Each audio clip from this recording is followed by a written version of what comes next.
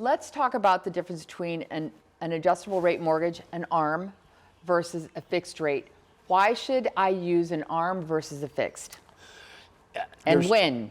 Yeah, that's a good question, and a question that we see often. An adjustable rate loan is good in really two instances, primarily. Either you're going to sell the house potentially before the adjustable rate starts to adjust, okay?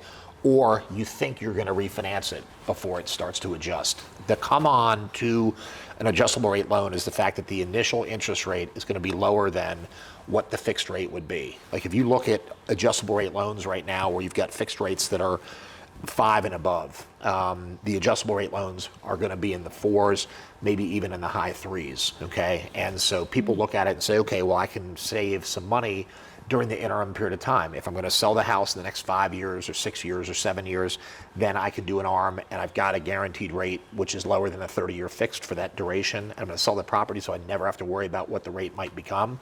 And then other people who, when they look back at the data on what interest rates have done and what's forecasted, a lot of other people will draw the same conclusion that I do, which is you're probably going to refinance whatever you do. So if you do an adjustable rate loan right now, it's a temporary stopgap loan, and it's going to be refinanced into a fixed rate at some point when the rates drop again. Okay. Okay. All right. What's the disadvantage of the ARM, and how long do those ARMs, like I hear you talking about that I can get into the loan at this adjustable rate. How long does that adjustable rate last at that rate? And at what point does it jump? And so I'm really looking at what are the pitfalls I need to be on the lookout for with that ARM. When does it start to hurt me as the consumer? Yeah, the question on when that might happen depends on what interest rates are in the future, primarily. The adjustable rate loans are going to typically have either an initial fixed rate period that's going to be 5 years, 7 years, or 10 years.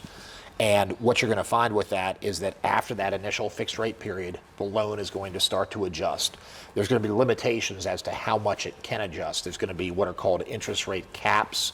And so what you're going to do is you're going to take the value of a certain index in the future, you're going to add a margin to that, and then that's going to dictate what the new interest rate is going to be, subject to some caps that are in place where the rate cannot increase by a certain amount above what the initial interest rate is.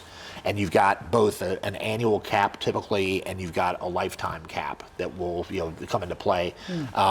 And depending on what the rates are in the future, if you still hold the loan when the adjustable rates start to adjust, then you're going to have some sort of a change to the interest rate.